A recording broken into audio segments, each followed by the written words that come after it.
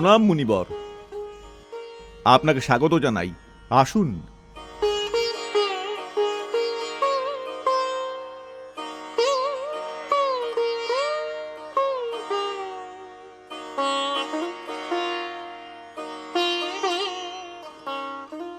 নারায়ণ, প্রণাম দেবী।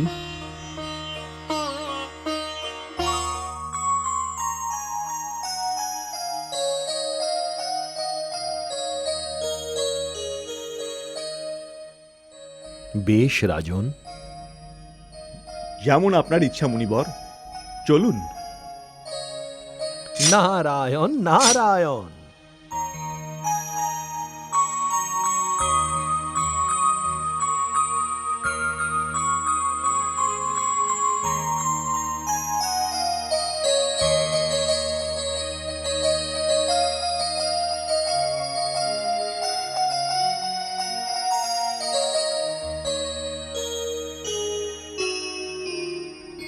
আমরা ধন্য হয়ে গেছি দেবী। প্রণাম ঋষিবর। প্রণাম ঋষিবর। মহারাজ, আপনি আজ্ঞা দিন। যেমন আপনাদের ইচ্ছা। প্রণাম। পর্বতরাজ, একে দেখে দেখে মন তো ভরছে না, কিন্তু আমাকেও এবার প্রস্থান তো করতেই হবে। এ কি করে সম্ভব দেবর্ষি? অতিথি তার নিজের ইচ্ছায় আসতে পারেন, কিন্তু যেতে পারেন না।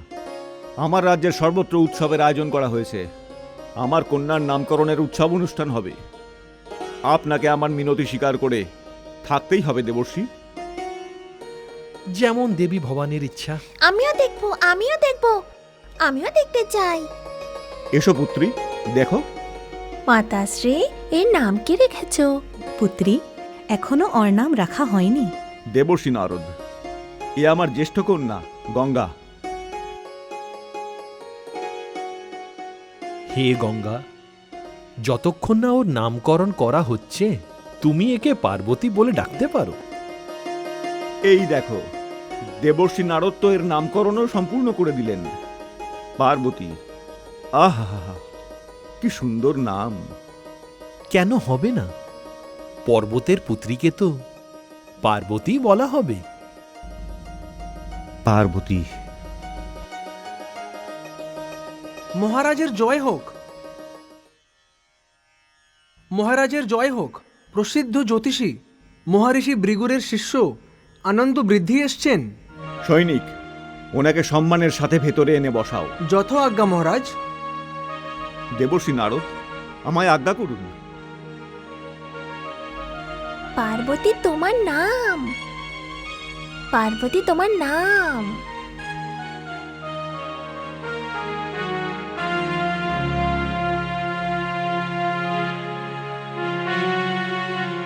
ব্রাহ্মণদেব, প্রণাম গ্রহণ করুন। আয়ুষ্মান ভব রাজন, বিরাজ করুন। ব্রাহ্মণদেব, আপনি তো ভালোভাবেই জানেন যে আমার ঘরে কন্যারত্ন জন্ম নিয়েছে। আমি আমার কন্যার ভবিষ্যৎ জানার জন্যে অত্যন্ত উদ্গ্রীব। শুক্লপক্ষ দ্বাদশীর দিনে ঠিক মধ্যাহ্নকালে কন্যা ভূমিষ্ঠ হয়েছে মহারাজ। ব্যাস ব্যাস মহারাজ, আমার জন্য এতটুকুই জানা যথেষ্ট। ও আহা আহা মহারাজ, কি শুভক্ষণেই না কন্যার জন্ম হয়েছে। চন্দ্রমার স্থিতি। কি ব্যাপার মহারাজ, আপনি চন্দ্রমার কথা বলতে বলতে হঠাৎ চুপ হয়ে গেলেন কেন? না না মহারাজ, আমি চুপ করিনি। আমি তো এটাই বলতে যাচ্ছিলাম যে চন্দ্রমা সমস্ত সৌভাগ্য নিয়ে আপনার ঘরে এসেছে। কন্যার নক্ষত্র প্রবল, গ্রহের অবস্থাও মঙ্গলজনক। কিন্তু ক্ষমা করবেন মহারাজ, জন্মপত্রিকা বানানোর জন্য আমার একটু সময় লাগবে। হে আনন্দবিধি, আপনি যত ইচ্ছা সময় নিন, কিন্তু ওর জন্মপত্রিকা সম্পূর্ণ হওয়া দরকার। হ্যাঁ মহারাজ, জন্মপত্রিকার ব্যাপারে আমি আর আপনাকে কি বলি।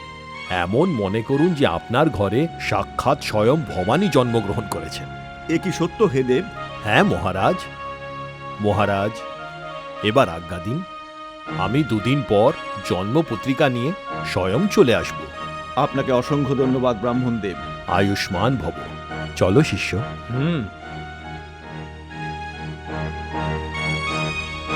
স্বয়ং ভবানী। গুরুদেব একটি প্রশ্ন করব?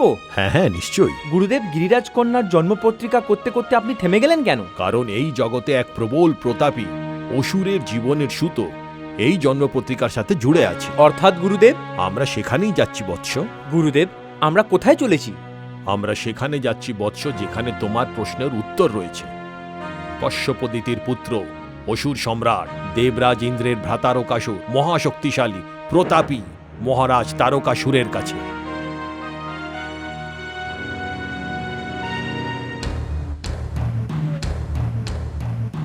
অসুর লোক নরেশ, মহাশক্তিশালী প্রচন্ড প্রতারকাসুরবি বজ্রঙ্গ পুত্র মহারাজ তারকাসুর পদার্পণ করছেন।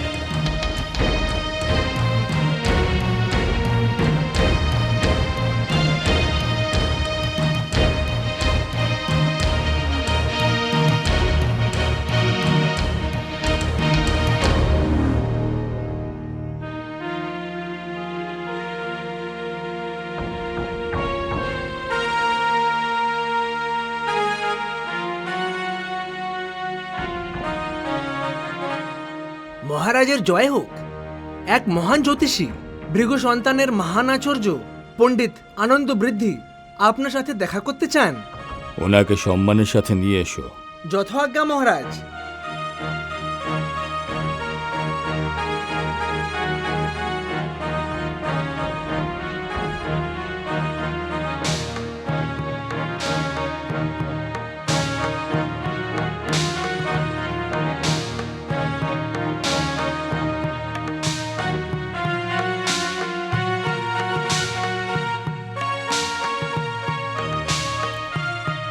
প্রণাম গ্রহণ করুন।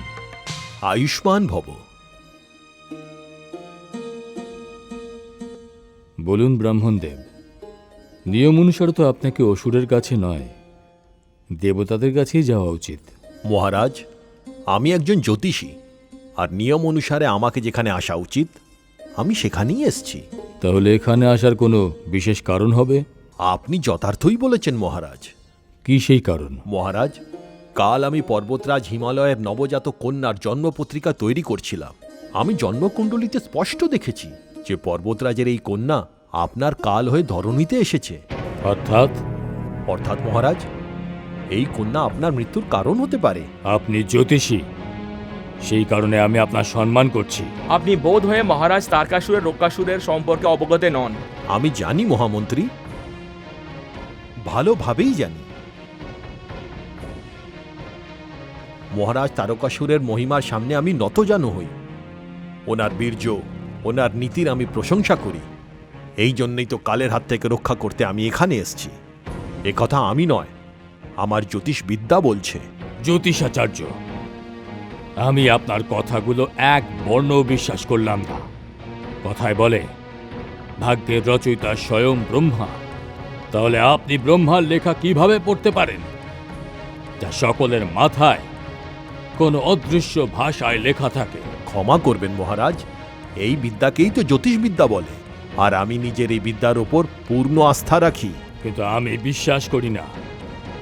আপনি কি কোনো প্রমাণ দিতে পারেন যাতে আমি আপনার কথাকে বিশ্বাস করতে পারি? নিশ্চয়ই মহারাজ। কিন্তু এ কথা মনে রাখবেন ব্রাহ্মণদেব, যদি আপনি আমাকে বিশ্বাস না করাতে পারেন তাহলে তার পরিণাম মৃত্যুদণ্ড পর্যন্ত হতে পারে। আমি মেনে নিলাম মহারাজ। তাহলে প্রমাণ দিন। তো শুনুন মহারাজ, আমি আমার জ্যোতিষবিদ্যার বলে আপনাকে সেই কথা জানাতে চলেছি যা শুধু আপনি জানেন, আর কেউ না।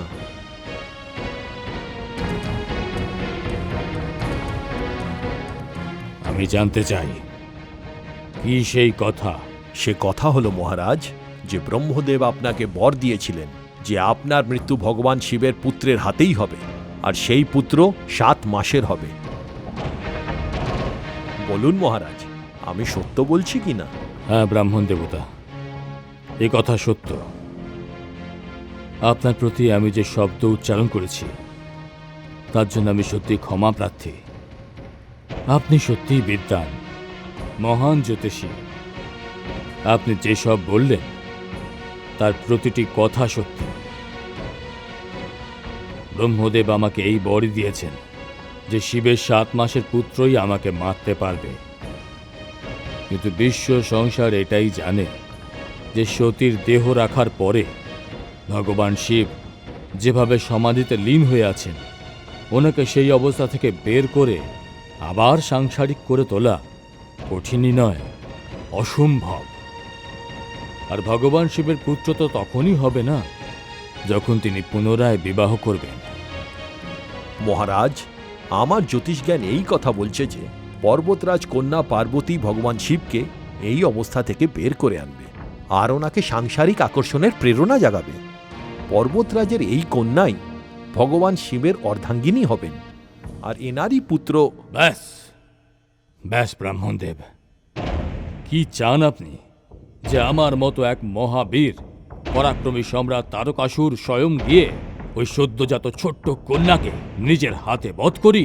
মহারাজ, যতক্ষণ আপনার জন্য প্রাণ সমর্পিত করার জন্য আপনার এই সেবক উপস্থিত আছে, ততক্ষণ আপনাকে কোনো রকম কষ্ট করার কোনো প্রয়োজন নেই। আপনি আমাকে আজ্ঞা করুন মহারাজ। সেই ক্ষুদ্র বালিকা আমাকে দেখতেই ভয়ে নিজের প্রাণ ত্যাগ করে দেবে। আমার নাম অন্ধক। অন্ধক, আমাকে দেখতেই লোক অন্ধ হয়ে যায়। ঠিক আছে অন্ধক, তুমি যাও আর সেই বালিকাকে শেষ করে দাও, আর আনন্দ বৃদ্ধির এই চিন্তাকে চিরতরে সমাপ্ত করে দাও। যা আজ্ঞা মহারাজ।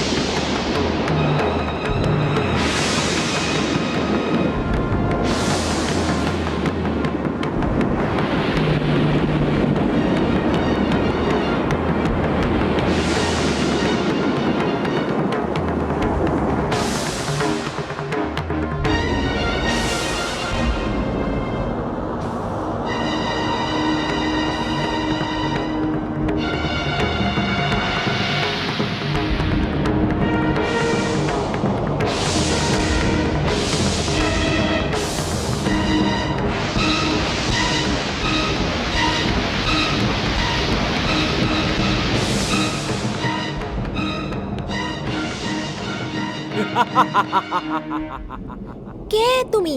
আমি হচ্ছি দৈত্য অন্ধক। তোরই নাম পার্বতী নাকি? না, আমার নাম গঙ্গা। এই হলো আমার ভগিনী পার্বতী। যা, চলে যা এখান থেকে। তুই পালিয়ে যা এখান থেকে। কেন কেন আমি চলে যাব? আমি যদি তোর সামনে এর হত্যা করে দেবো, তাহলে তুই ভয় পেয়ে যাবি। শিগগিরই চলে যা এখান থেকে। না, আমি আমার ভগিনীকে ছেড়ে কোথাও যাব না।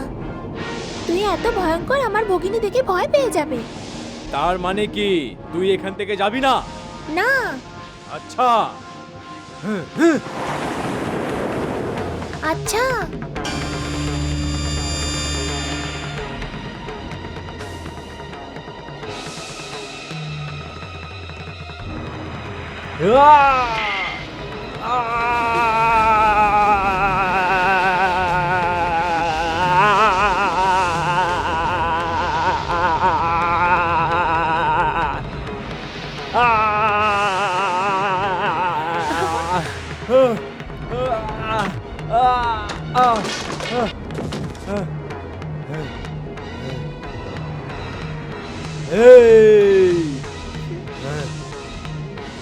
দাঁড়া, দেখাচ্ছি আমি তোর মজা।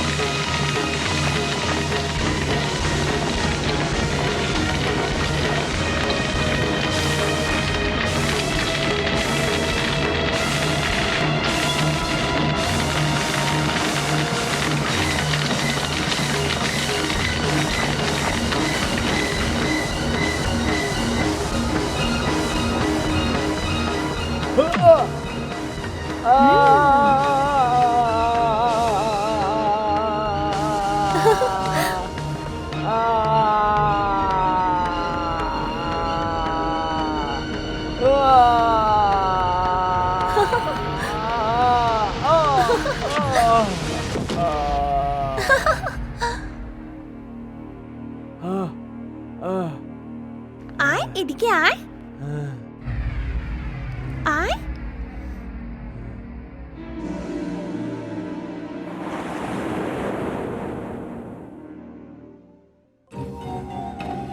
অসুর লোক নরেশ মহাশক্তিশালী প্রচন্ড প্রতারকাসুরপি বজরঙ্গ পুত্র মহারাজ তারকাসুর পদার্পণ করছেন।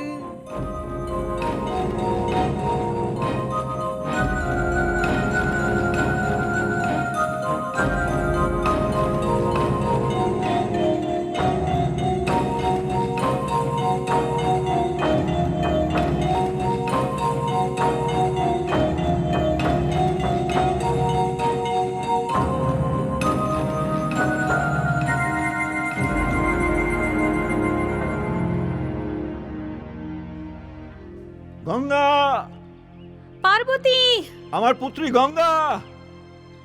পার্বতী, গঙ্গা, গঙ্গা আমার মা, ঠিক আছো তো? হ্যাঁ পিতাশ্রী। পুত্রী, কোথায় সেই রাক্ষস? ও রাক্ষস ছিল, ও তো ভয় পেয়ে চলে গেছে। পালিয়ে গেছে? কার ভয়? আমার ভয় পিতাশ্রী। তোমাকে ভয় পেয়ে রাক্ষস পালিয়ে গেল? হ্যাঁ পিতাশ্রী। আজ থেকে আমি এই দুই কন্যাকে কখনো একা ছাড়ব না। ভবনের বাইরে এদের সুরক্ষার দায়িত্ব আপনার সেনাপতি। যথাজ্ঞা মহারাজ।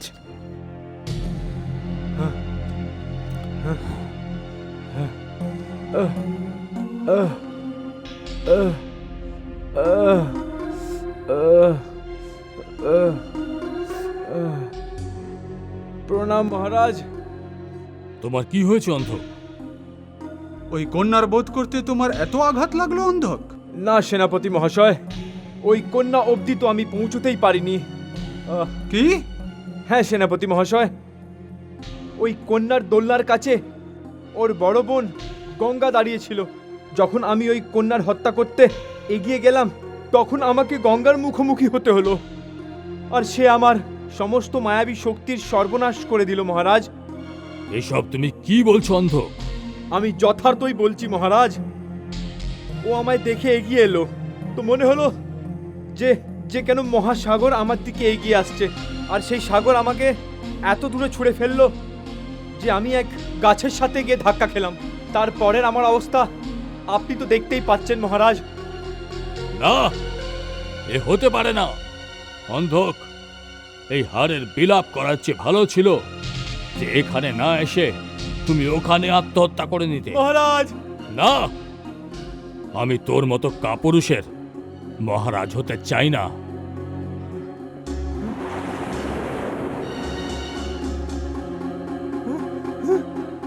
আহ!